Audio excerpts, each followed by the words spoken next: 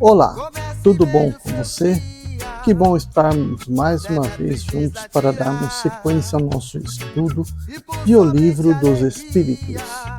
Eu sou o professor Wagner Klein, sou professor de Física, terapeuta holístico e você está no canal Sob Nova Visão.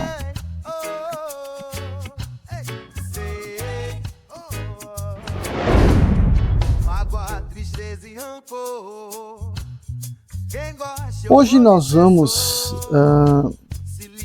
para o capítulo 12,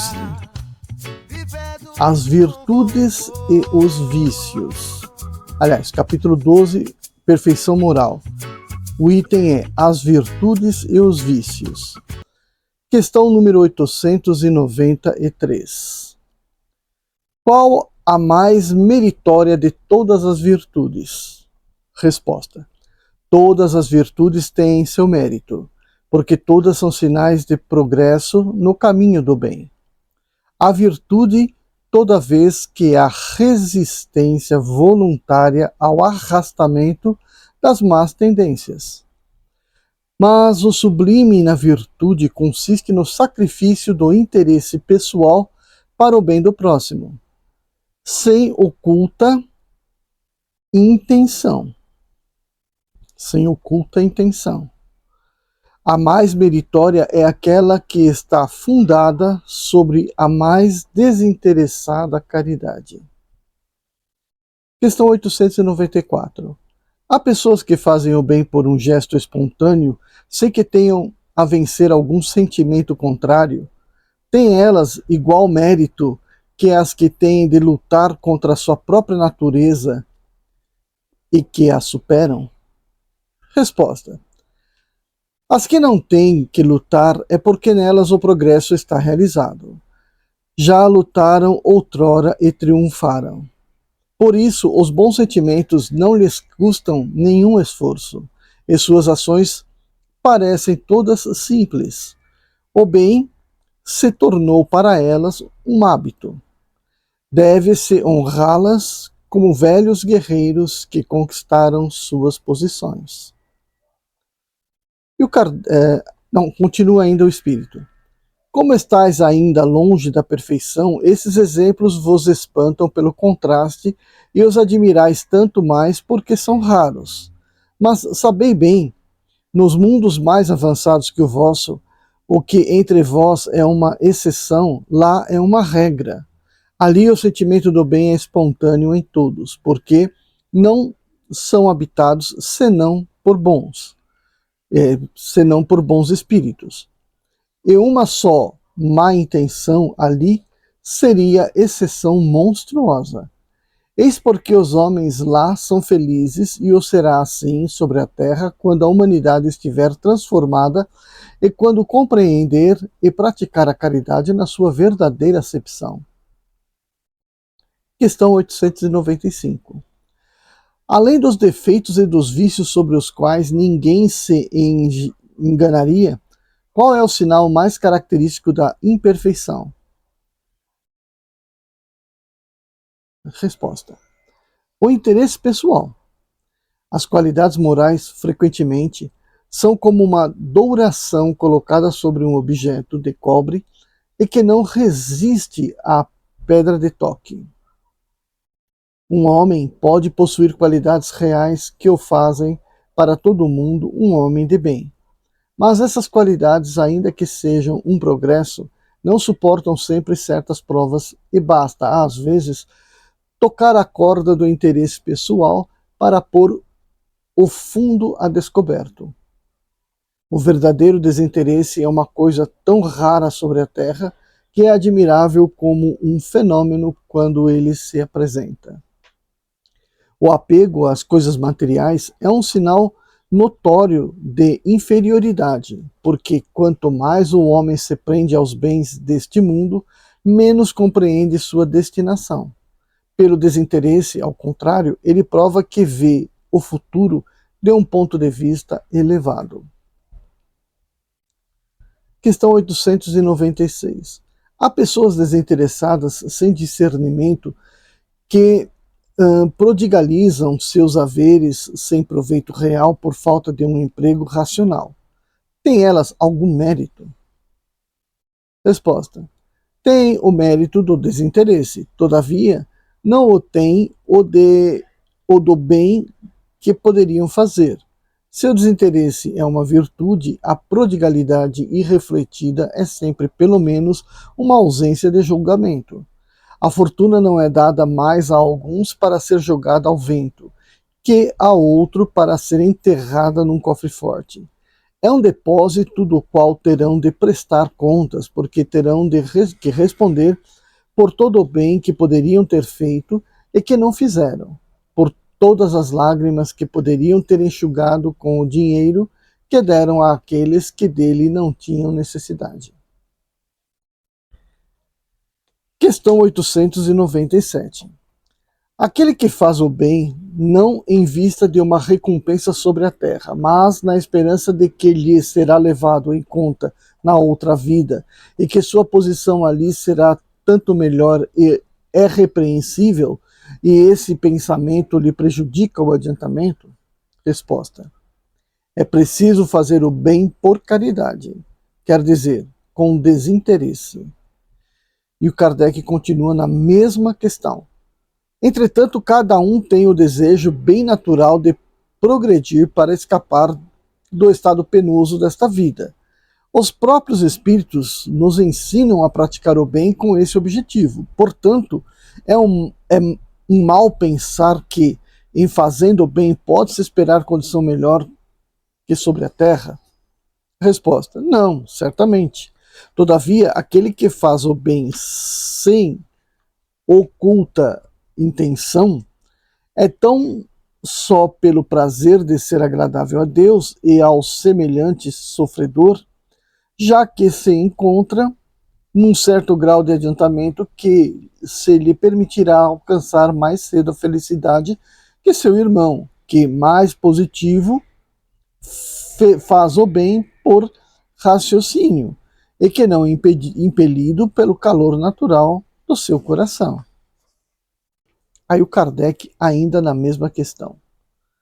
Não há aqui uma distinção a ser feita entre o bem que se pode fazer ao próximo e o esforço para se corrigir de suas faltas. Concebemos que fazer o bem com o pensamento de que ele será levado em conta em outra vida é pouco meritório. Todavia, emendar-se, vencer suas paixões, corrigir seu caráter, tendo em vista a aproximação com os bons espíritos e elevar-se, é igualmente um sinal de inferioridade? Aí a resposta: não, não. Para fazer o bem, queremos dizer, ser caridoso, aquele que calcula o que cada boa ação pode resultar-lhe na vida futura, assim como na vida terrestre, age egoisticamente. Mas não há nenhum egoísmo em se melhorar visando a aproximar-se de Deus, pois esse é o objetivo para o qual cada um de nós deve dirigir-se. Questão 898. Visto que a vida corporal não é senão uma estada temporária neste mundo e que nosso futuro deve ser nossa principal preocupação, é útil esforçar-se por adquirir conhecimentos científicos que não tocam senão às coisas e às necessidades materiais? Resposta: sem dúvida. Primeiro, isso vos coloca em condições de aliviar vossos irmãos. Depois, vosso espírito se elevará mais depressa, se já progrediu em inteligência. No intervalo das encarnações, aprendeis em 1 hora o que vos exigiria anos sobre a vossa terra. Nenhum conhecimento é inútil, todos contribuem mais ou menos para o progresso, porque o espírito perfeito deve tudo saber, e porque o progresso, devendo se realizar em todos os sentidos, todas as ideias adquiridas ajudam o desenvolvimento do espírito. Questão 899. De 2 homens ricos, um nasceu na opulência e não conheceu jamais a necessidade. O outro deve a sua fortuna ao seu trabalho. Todos os dois a empregam exclusivamente em sua satisfação pessoal. Qual dos dois é mais culpável? Resposta: aquele que conheceu o sofrimento e sabe o que é sofrer, ele conhece a dor que não alivia, mas muito frequentemente dela não se lembra mais. Questão 900. Aquele que acumula sem cessar e sem fazer o bem a ninguém, encontra uma desculpa válida no pensamento de que amontoa para deixar mais aos seus herdeiros? Resposta: é um compromisso com a má consciência. Questão 901. De dois avarentos, o primeiro se recusa o necessário e morre de necessidade sobre seu tesouro. O segundo não é avaro, senão para os outros, enquanto que ele recua diante do menor sacrifício para prestar serviço ou fazer uma coisa útil. Nada lhe custa para satisfazer seus gostos e suas paixões. Peça-se-lhe um serviço, e ele é sempre difícil. Quando quer passar por uma fantasia, sempre tem o bastante. Qual é o mais culpado? E qual o que terá o pior lugar no mundo dos espíritos? Resposta: aquele que goza, ele é mais egoísta que o avarento. O outro já encontrou uma parte da sua punição. Então veja que essas respostas que o espírito dá, ela não é tão profunda, né? Até porque as perguntas que Kardec selecionou aqui são perguntas muito semelhantes, né? Não tem também muita profundidade. Questão 902. É repreensível invejar a riqueza quando pelo desejo de fazer o bem? Resposta: o sentimento é louvável, sem dúvida, quando é puro. Mas esse desejo é sempre bem desinteressado e não esconde nenhuma intenção oculta pessoal? A primeira pessoa à qual se deseja fazer o bem, frequentemente, não é a si mesma. Questão 903. Há culpa em estudar os defeitos dos outros? Resposta: se é para criticá-los e divulgar, há muita culpa, porque é faltar com a caridade. Se é para fazê-lo em seu proveito pessoal e evitá-los em si mesmo, isso pode algumas vezes ser útil. Mas é preciso não esquecer que a indulgência pelos defeitos alheios é uma das virtudes contidas na caridade. Antes de fazer aos outros uma censura de suas imperfeições, vede se não se pode dizer a mesma coisa de vós. Esforçai-vos, portanto, em ter as qualidades opostas aos defeitos que criticais nos outros. Esse é o meio de vos tornar de superiores. Se os censurais por serem avarentos, sede generosos. Por serem orgulhosos, sede humildes e modestos. Por serem duros, sede dóceis. Por agirem com baixeza, sede grandes em todas as vossas ações. Em uma palavra, fazei de tal maneira que não vos possam aplicar essas palavras de Jesus. Ele vê um argueiro no olho do seu vizinho e não vê uma trave no seu. Questão 904. Há culpa em sondar as chagas da sociedade e revelá-las? Resposta: isso depende do sentimento que o leva a fazê-lo. Se o escritor não tem em vista senão produzir escândalo, é um prazer pessoal que ele se procura, apresentando quadros que frequentemente são mais um mal que um bom exemplo. O espírito aprecia, mas pode ser punido por essa espécie de prazer que toma em revelar o mal. Kardec, na mesma questão, pergunta: de que forma, nesse caso, julgar a pureza das intenções e a sinceridade do escritor? Resposta: isso não é sempre útil. Se ele escreveu boas coisas, aproveitai-as. Se fez mal, é uma questão de consciência que a ele diz respeito. Resto, se deseja provar sua sinceridade, cabe a ele apoiar o preceito pelo seu próprio exemplo. Questão 905. Certos autores publicaram obras muito bonitas e de grande moralidade que ajudam o progresso da humanidade, mas das quais eles mesmos não se aproveitaram. Como espíritos, ser-lhes-á levado em conta o bem que fizeram através de suas obras? Resposta: a moral sem a ação é a semente sem o trabalho. De que serve a semente se não fazeis frutificar para vos nutrir? Esses homens não mais culpáveis porque são mais culpáveis porque tinham inteligência para compreender, não praticando as máximas que deram aos outros, renunciaram a colher os frutos. Questão 906. Aquele que faz o bem é repreensível por ter dele consciência e de reconhecê-lo a si mesmo? Resposta: visto que pode ter consciência do mal que faz, ele deve ter também a do bem, a fim de saber se age bem ou mal. É pensando todos os seus atos na balança da lei de Deus e, sobretudo, na lei da justiça, do amor e de caridade, que ele poderá dizer a si mesmo se elas são boas ou más, aprová-las ou desaprová-las.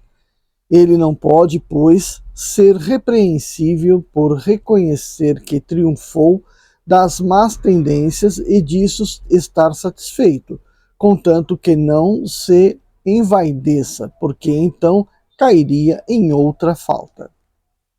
Então aqui completa-se esse longo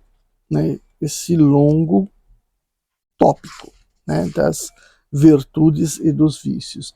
O que ficou bastante claro aqui é que temos que ser honestos com as nossas próprias intenções, né? Quando temos boas intenções, devemos ser honestos conosco mesmo, né? Porque ter uma boa intenção tem que ser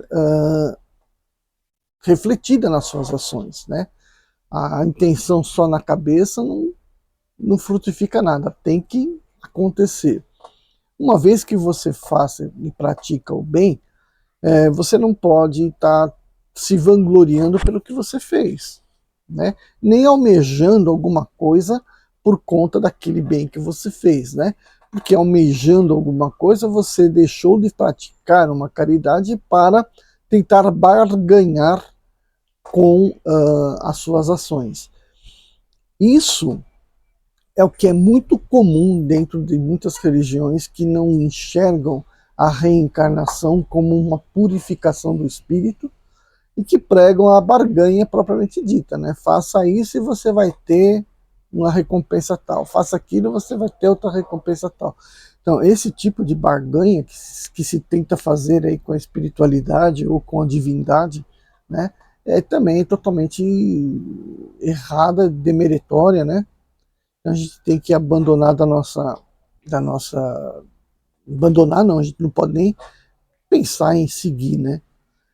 E uma outra máxima, que também é de Hermes o Trismegisto, nos diz o seguinte: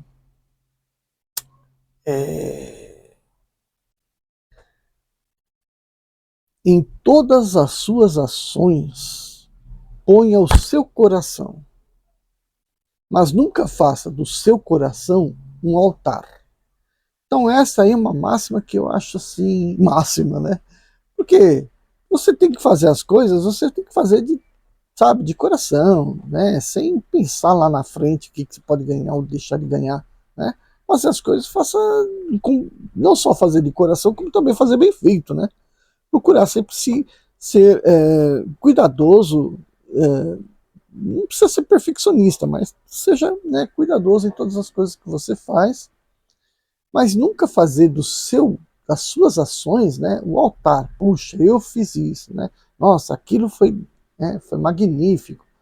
Que é isso que acontece, ao invés de te promover alguma coisa, acaba te prendendo, né? No seu egoísmo, no seu egocentrismo. Então, gente, o vídeo já ficou bastante longuinho, né? A gente se vê então no próximo vídeo. Não esqueça de deixar o seu like e compartilhar. Tchau, tchau.